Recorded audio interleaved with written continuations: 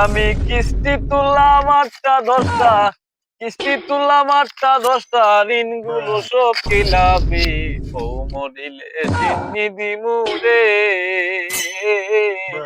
সঙ্গে এক মন জিলাপি বউ মরিলে সিন্নি দিমু রে সঙ্গে এক মন জিলাপি। আরে ভাই আপনার কি হয়েছে এই জায়গায় এই ধরনের গান গাইতেছেন?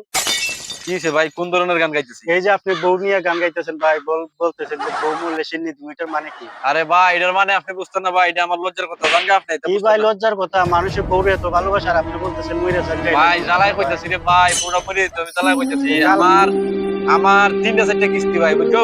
হ্যাঁ, আমার 3টা 4টা কিস্তি। আজ অফিসার আমার বাড়িতে গিয়ে বইয়া লইছে, আলারা আয় না, বাড়ির থেকে আয় না, ও কিস্তি না দিলে বলে আমার বাড়ির থেকে আইতো না, তারা বাড়িতে বইয়া থাকতো। এর লাগে আমি এনে আয়া বইরেছি আর লুকাইয়া কইতাছি পুরা মরে থাকতাম। এটা তো ভাই কোনো কথা না, আপনি কি কিস্তির জন্য বলতে পারেন যে বউ মইরা যাক? ভাই বউডা মরলে জানেন কি হইবো? কি হইবো? বউডা মরলে ওই যে 3টা 4টা কিস্তি আছে না, জি। এই 3টা 4টা কিস্তি মাফ হয়ে যাবে। আরে ভাই এখন কি, তাহলে তো আমারও কিস্তি আছে 4টা 5টা। তাহলে আজকে গিয়ে বাড়িতে বলবো যে বউ তুমি মইরা যাও, তাহলে আমি কিস্তি থেকে মাপ পাইবো। আরে এটা তো বহুত বড় উপকারিতা। ধন্যবাদ ভাই, ধন্যবাদ আরে, আপনাকে, ধন্যবাদ আমাকে এইটা শিখিয়ে দেওয়ার জন্য, আপনাকে ধন্যবাদ। কি মানুষ কি সকলের কি আমার মতো কিস্তি?